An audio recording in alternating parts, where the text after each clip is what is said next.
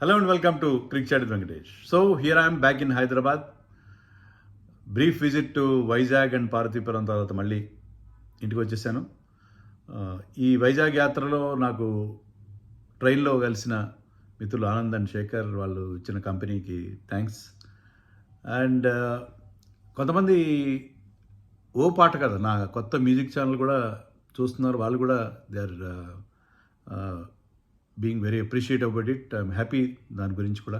ఎందుకంటే నాకు కూడా కొంచెం ఆట విడుపుగా ఉంటుంది క్రికెట్ ఛానల్స్, క్రికెట్లో రెగ్యులర్ వీడియో చేస్తూ అప్పుడప్పుడు నా మరొక ఇంట్రెస్ట్ మ్యూజిక్ అండ్ సినిమా, దానికి సంబంధించి కూడా వీడియోలు చేయడం. I'm happy about it. ఆ ఛానల్కి మంచి సపోర్ట్ దొరుకుతుంది, మంచి వ్యూస్ వస్తున్నాయి.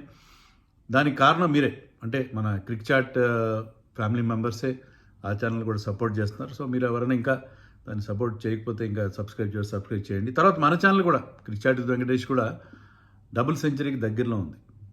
175, 176, 176,000 ఎంతో ఉంది మన సబ్స్క్రిప్షన్ ఇప్పుడు. సో ఎప్పుడైతే మనం సెంచరీకి సమీపంలో ఉంటామో, డబుల్ సెంచరీ సమీపంలో ఉంటాం, కొంచెం ఎక్సైట్మెంట్ క్రియేట్ అవుతుంది. సో ఎక్సైట్మెంట్ని మనం ఈ సంవత్సరంలో పూర్తి చేసుకుందాం. 2 lakh సబ్స్క్రిప్షన్స్ వస్తే మళ్ళీ మనం ఒక మీటప్ పెట్టుకుని మళ్ళీ మనందరం కలిసి సెలబ్రేట్ చేసుకుందాం. సో మీరు ఎవరైనా ఇప్పటికీ సబ్స్క్రైబ్ చేయకపోతే, ఎందుకంటే మనకు యూట్యూబ్ అనలిటిక్స్లో చూసేవాళ్ళు ఒక 50-60% మంది సబ్స్క్రైబర్స్ ఉన్నారు, ఒక 40% మంది సబ్స్క్రైబ్ చేయకుండా చూస్తున్నారు. అలా కాకుండా సబ్స్క్రైబ్ చేయండి, సబ్స్క్రైబ్ చేసి చూడండి. జస్ట్ క్లిక్ ఆఫ్ ది బటనే కదా, సబ్స్క్రైబ్ చేయండి. మనకి వ్యూస్తో పాటు సబ్స్క్రిప్షన్ కూడా important. So please subscribe our channel. And గతంలో ఎప్పుడు చెప్పినా కూడా నాకు మంచి వెంటనే రెస్పాండ్ అయ్యారు. అలాగే రెస్పాండ్ కానీ తొందరగా మనం 2 lakh మార్క్ చేరుకుందాం. సో ఈరోజు టాపిక్లోకి వెళ్ళిపోతే, Nitish Kumar Reddy is a curious case. ఒక విచిత్రమైన కేసు లాగా అనిపిస్తుంది నితీష్ కుమార్ రెడ్డి. టీంలో ఉంటాడు చాలా సందర్భాల్లో, కానీ 11లో ఉండడు. 11లో ఉన్నా కూడా అతనికి బ్యాటింగ్ ఇస్తే బౌలింగ్ ఇవ్వరు, బౌలింగ్ ఇస్తే బ్యాటింగ్ ఇవ్వరు. బ్యాటింగ్ కూడా చాలా అసహ్యంగా ఇస్తున్నారు. బౌలింగ్ కొన్ని పట్టుమని 10 ఓవర్లు కూడా ఇట్లా టెస్ట్ మ్యాచ్లో కూడా. సో ఏంటి అతనికి టీంతో పెడుతున్నారు? అతన్ని ఫీల్డింగ్ కోసం తీసుకుంటున్నారు. ఎందుకు తీసుకుంటున్నారు నాకు అర్థం కావట్లేదు. మొన్న నేను వీడియో చేశాను, మన వన్డే టీం న్యూజిలాండ్తో 11th నుంచి జరగబోతుంది, దానికి సెలెక్ట్ అయిన టీం గురించి వీడియో చేశాను. ఆ వీడియోలో ఏం చెప్పానంటే, రుతురాజ్ని, దేవదత్ పడిక్కల్ని తీసుకోపోవడం తప్పు, ఇది ఎందుకు అని అడిగారు. చాలామంది అడిగారు ఎవరి ప్లేస్లో తీసుకోవాలి. నేను ఆ వీడియోలో కూడా చెప్పాను, నితీష్ కుమార్ రెడ్డి ప్లేస్లో తీసుకోవచ్చు. నితీష్ కుమార్ రెడ్డి 11లోకి బ్రేక్ అయ్యే అవకాశాలు చాలా తక్కువగా అనిపిస్తున్నాయి నాకు. ఎందుకంటే అతను మీకు 10 overs ఇవ్వగలడు. హార్దిక్ పాండ్యా లేడు కాబట్టి అతను తీసుకున్నారు, బాగానే ఉంది. కానీ Hardik Pandya can give you 10 overs and bat in at 5, 6, 7 ఎక్కడైనా ఆడగలరు. ఇతను Nitish Kumar Reddy is a good batsmen, but 10 overs మీద అతని మీద డిపెండ్ అయ్యే పరిస్థితి లేనప్పుడు, ఓకే, అతను he can be just at the best sixth bowling option కోసం అతను తీసుకునే బదులు they will play Washington Sundar. Home పిచ్లో ఒక third spinner is better than a fourth seamer. మీకు ఫోర్త్ సీమర్ని ఆడించడం కంటే థర్డ్ స్పిన్నర్నే బెటర్గా ఉంటాడు కదా. వాషింగ్టన్ సుందర్ ఆడిస్తారు mostly at number 7. Washington Sundar ఆడించి ఆ తర్వాత ముగ్గురు ఫాస్ట్ బౌలర్స్, కుల్దీప్ యాదవ్, ఆల్రౌండర్గా జడేజా. సో అలా ఆ రకంగా 6 బౌలర్స్తో వెళ్తారు మన team. So that should be the 11 composition అని అనుకుంటున్నాను. ఎందుకంటే న్యూజిలాండ్ టీంలో వాళ్ళ కెప్టెన్ బ్రేస్వెల్తో పాటు 2 senior batters, Nicholls and Conway, ముగ్గురు మోస్ట్ ఎక్స్పీరియన్స్ బ్యాటర్స్ అందరూ లెఫ్ట్ హ్యాండర్స్ ఉన్నారు. సో వాషింగ్టన్ సుందర్ అవసరం ఉంటుంది అక్కడ. సో అలాంటప్పుడు నితీష్ కుమార్ రెడ్డి 11లోకి బ్రేక్ కానప్పుడు why should we have him just ఒక ఆల్రౌండర్ ఉండాలి అని పెట్టుకోవడం తప్పిస్తే, దాని బదులు హర్షిత్ రాణా ఆడించుకోండి. నెంబర్ 8లో హర్షిత్ రాణా ఆడించుకోండి. Harshit Rana can bat well. So మీకు అంత డెప్త్ అవసరం లేదు. When you're having solid batters like Shubman Gill, Virat Kohli, Rohit Sharma, Shreyas Iyer, Rahul లాంటి వాళ్ళు ఉండగా మీకు నెంబర్ 8, నెంబర్ 7, నెంబర్ 8, నెంబర్ 9లో బ్యాటింగ్ అసలు రాదు. వన్డే మ్యాచ్లో కూడా వచ్చిన వాడు చాలా తక్కువ ఓవర్లు వస్తుంది. అలాంటప్పుడు నితీష్ కుమార్ రెడ్డిని ఆడించుకోవాల్సిన అవసరం ఏమాత్రం లేదు. అండ్ నితీష్ కుమార్ రెడ్డి నాకు ఇంకోటి ఏమనిపిస్తుంది అంటే, ఈ షుడ్ ఎర్న్ హిస్ ప్లేస్. అతను రెగ్యులర్గా అన్ని మ్యాచ్ల్లో ఆడిస్తున్నారు. మీరు చూడండి, ఈ played one day internationals against Australia, debut చేశాడు. తర్వాత ఈ also part of the squad against south Africa జరిగిన వన్డే T20 స్క్వాడ్లో ఉన్నాడు, వన్డే స్క్వాడ్లో ఉన్నాడు. టెస్ట్ మ్యాచ్లో ఉన్నాడు, టెస్ట్ మ్యాచ్ స్క్వాడ్లో ఉన్నాడు, టెస్ట్ మ్యాచ్లో ఆడాడు కూడా against West Indies and south Africa. So అతను మరొక హర్షిత్ రాణా అయిపోతున్నాడు. అంటే అదేదో నెగిటివ్గా నేను మాట్లాడట్లేదు, టీంలు రెగ్యులర్ తీసుకున్నారు, ఎందుకంటే మనకి ఆల్రౌండర్స్ లేరు. హర్షిత్ రాణా లాగా బౌలర్ హూ కెన్ బ్యాట్ లేడు, అలాగే మనకి నితీష్ రెడ్డి లాగా ఒక బ్యాట్స్మెన్ హూ కెన్ బౌల్ కూడా లేరు. కాబట్టి అతను రెగ్యులర్ తీసుకుంటున్నారు, కానీ దాని బదులు స్పెషలిస్ట్ కోసం వెళ్తే మంచిది కదా. వై నితీష్ రెడ్డి?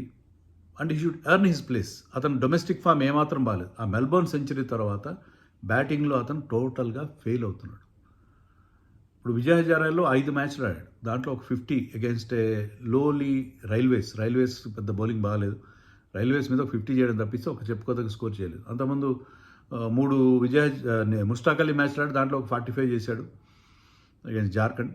అది మినహాయిస్తే అతను కూడా 3 మ్యాచ్లు, అంటే అతను బ్యాటింగ్ ఆ మెల్బోర్న్ సెంచరీ తర్వాత, అది కూడా ఎప్పుడు వచ్చింది, టువర్డ్స్ ది ఎండ్ ఆఫ్ 2024 వచ్చిన మెల్బోర్న్ సెంచరీ తర్వాత 2025 త్రూఅవుట్ ది 2025 అతను చెప్పుకోదగ్గ స్కోర్. ఇండియాకి ఆడినప్పుడు కానీ, తన ఆంధ్ర టీంకి ఆడినప్పుడు కానీ, వేరే ఎక్కడ ఆడినా కూడా పెద్దగా పర్ఫామ్ చేయలేదు అతను బ్యాటింగ్లో.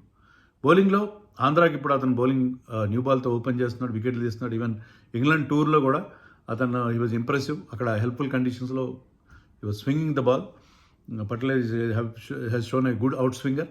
బాగానే ఉంది, బౌలింగ్ చేస్తున్నాడు. కానీ ఇప్పుడు ఏమైందంటే, ఇప్పుడు వాషింగ్టన్ సుందర్నేమో అతను బ్యాటింగ్ వదిలేసి అతను బౌలింగ్ ఆల్రౌండర్, అతను ఒక బ్యాటింగ్ ఆల్రౌండర్గా తయారు చేసే ప్రయత్నం చేస్తారు. అలాగే నితీష్ కుమార్ రెడ్డిని బౌలింగ్ మీద కాన్సన్ట్రేట్ చేస్తే అతను బ్యాటింగ్ బాగా దెబ్బతింటూ వస్తుంది. సో నితీష్ కుమార్ రెడ్డి మనకు అవసరం, ఎందుకంటే హార్దిక్ పాండ్యా తప్ప మనకి ఎవరు లేరు అక్కడ. శివం దుబేని T20s తప్ప మిగతా ఫార్మాట్స్లో పెద్దగా అతను కన్సిడర్ చేయట్లేదు. అతను T20 తప్ప మిగతా ఫార్మాట్స్లో అంత యూస్ఫుల్ కాదని మేనేజ్మెంట్ భావిస్తుంది. And they might be having their own reasons. And is not a very good fielder. Nitish Kumar Reddy is very good fielder, one of the top class fielders మన ఇండియన్ టీంలో. అతని సెలక్షన్కి అది కూడా ఒక మెయిన్ కారణం. ఓకే, బట్ నితీష్ కుమార్ రెడ్డి తన ప్లేస్కి న్యాయం చేస్తున్నాడా? ఒకవేళ అతనికి అవకాశం ఇచ్చిన బౌలింగ్ బ్యాటింగ్ ఇస్తున్నారు సరిగ్గా. మీకు లార్డ్స్ టెస్ట్లో, ఇంగ్లాండ్లో జరిగిన లాస్ట్ టెస్ట్లో నెంబర్ 9లో బ్యాటింగ్ చేశాడు. లేటెస్ట్గా గౌహటి టెస్ట్లో ఒక సెకండ్ ఇన్నింగ్స్లో ఉన్నాడు, నెంబర్ 9లో బ్యాటింగ్ చేసి మనం ఘోరంగా ఓడిపోయిన టెస్ట్లో ఈ బ్యాట్ నెంబర్ 9లో ఆడే బ్యాట్స్మెన్ ఇచ్చి బ్యాటింగ్ ఆల్రౌండర్. బౌలింగ్ కూడా సరిగ్గా ఇవ్వట్లేదు. ఇండియా 200 ఓవర్లు వేసిన దాంట్లో కూడా అతనికి పట్టుమని 5 ఓవర్లు కూడా ఇవ్వట్లేదు. సో బౌలింగ్ చాలా తక్కువ ఇస్తున్నారు, బ్యాటింగ్ చాలా లేట్గా ఇస్తున్నారు. అతనికి వచ్చిన అతను ఇటీవల కాలంలో he is batting very low down the order any format. And bowling కూడా అతను సరిగ్గా బౌలింగ్, అంటే అతని మీద అది is just a medium pace. అతను at the most you can touch 135, around 130కి అటు ఇటుగా ఉంటుంది అతను బౌలింగ్. సో అది ఇంటర్నేషనల్ సైడ్ని అంతగా ఇబ్బంది పెట్టే పరిస్థితి లేదు, unless you have got some help from the wicket. మీకు అక్కడ హెల్ప్ఫుల్ కండిషన్స్ ఉంటుంది తప్ప అతని బౌలింగ్లో అంత పసలేకపోవడం అనేది కూడా కరెక్టే. బట్ అతని బౌలింగ్ మీద కాన్సన్ట్రేట్ చేస్తున్నారు, అతని టీంతో పెట్టుకుంటున్నారు, బాగానే ఉంది. కానీ మీకు అతని మీద కాన్ఫిడెన్స్ లేనప్పుడు, అతనికి సరైన అవకాశాలు ఇవ్వనప్పుడు, మోస్ట్ ఆఫ్ ది టైం అతను బెంచ్కే పరిమితం అవుతున్నప్పుడు, ప్రతిసారి టీంలో ఉంటున్నాడు కానీ 11లోకి బ్రేక్ కావట్లేదు. మరి what is the use of having him in the team? That is my question.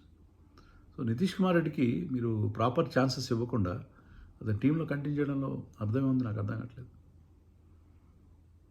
Nitish Kumar Reddy కూడా ఆఫ్టర్ దట్ మెల్బోర్న్ 100 రన్స్ చేయాలి. అతను 2 ODIs ఆడాడు, రెండింటిలో అతనికి పెద్దగా అవకాశాలు రాలేదు. ఒక 19 నాట్అవుట్లో 2 6లు కొట్టాడు ఆస్ట్రేలియా జరిగిన మ్యాచ్లో, బాగానే. అంటే లోయర్ డౌన్ ఆర్డర్ వచ్చి అతను ఆ బిగ్ హిట్టింగ్ చేయగలని ఒక ఇంప్రెషన్ ఇచ్చాడు. T20sలో 4-5 ఆడాడు, బంగ్లాదేశ్ మీద కావచ్చు, కానీ ఒక 200+ స్ట్రైక్ రేట్తో ఒక 70 కొట్టాడు, బాగానే పర్ఫార్మెన్స్. కానీ అవకాశాలు ఇవ్వట్లేదు కదా అతనికి. T20s ఆడి అతను చాలా రోజులైంది, T20 ఇంటర్నేషనల్స్ ఆడి. వన్డేలు కూడా 2 మాత్రం ఇచ్చారు, అతనికి పక్కన పెట్టేశారు. సో అలాంటప్పుడు నితీష్ కుమార్ రెడ్డి దేవదత్ పడిక్కల్ చూడండి ఎంత బాగా ఆడుతున్నాడు. దేవదత్ పడిక్కల్ ఈరోజు కూడా 91 చేశాడు. సో ఈ సీజన్లో 6 విజయ్ హజారే మ్యాచ్లు ఆడితే దాంట్లో 4 100s చేసి ఒక 22 మినహాయిస్తే 4 100s ఒక 91 ఉన్నాయి. అంత అద్భుతంగా 600 రన్స్ 3 సీజన్లు, 600 రన్స్ ఈచ్ సీజన్లో 600 రన్స్ చేశాడు. అతని లిస్ట్ ఏ అంటే 50 ఓవర్ సైడ్ గేమ్లో అతని యావరేజ్ ఇట్ ఈస్ 85, ఆల్మోస్ట్ 83, 84 ఎంతో 84 యావరేజ్ ఉండి అంత బాగా ఆడుతున్నాడు. కనీసం టీంలోకి బ్రేక్ కాలేకపోతున్నాడు. అలాగే రుతురాజ్ 100 చేసి రుతురాజ్ని పక్కన పెట్టారు, జైస్వాల్ని టీంలో పెట్టారు, కానీ జైస్వాల్కి కూడా అవకాశం రాదు. గిల్ ఉండగా జైస్వాల్కి అవకాశం రాదు. సో ఈ టీమ్ సెలక్షన్ ఏంటో నాకు ఏమాత్రం అర్థం కాలేదు. దేవదత్ పడిక్కల్ కూడా మ్యాచ్లో ఆడించరా? ఆడించచ్చు కావాలంటే మీరు ఆడించవచ్చు. Can playmate number 4 is left hander. అందరూ వరుసగా 1 2 3 4 5 6 అంతా రైట్ హ్యాండర్సే ఉన్నారు. సో అందుకని మీరు ఒక లెఫ్ట్ హ్యాండర్ రాణించుకునే అవకాశం ఉంటుంది. At least up to number 5 you have all right handers. రాహుల్తో కలిపి రాహుల్, శ్రేయస్ అయ్యర్, విరాట్ కోహ్లీ, గిల్, రోహిత్ శర్మ అందరూ రైట్ హ్యాండర్స్ కదా. సో దేవదత్ పడిక్కల్ని ఆడించుకుంటే బాగుండేది, టీంలో తీసుకుంటే బాగుండేది. Nitish Reddy should earn his place. నేను అనేది అతను బ్యాటింగ్ అతన్ని మళ్ళీ డొమెస్టిక్ వెళ్ళిపోయి ఒకసారి ఇంట్రస్పెక్షన్ చేసుకుని మళ్ళీ ఇండియా టీంలో వచ్చి మళ్ళీ వెళ్ళిపోయి వెనక్కి వెళ్ళి మళ్ళీ అక్కడ డ్రింక్స్ ఇచ్చి మళ్ళీ వెనక్కి వెళ్ళి అలా కాకుండా అతను బ్యాటింగ్ మీద కాన్సన్ట్రేట్ చేసి అతనికి చాలా భవిష్యత్తు ఉంది, మంచి భవిష్యత్తు ఉంది. అతన్ని ఒక మెరుగైన ఆల్రౌండర్గా వెనక్కి టీంలోకి తెచ్చుకుంటే బాగుంటుంది. Give him some break and let him find his bearings.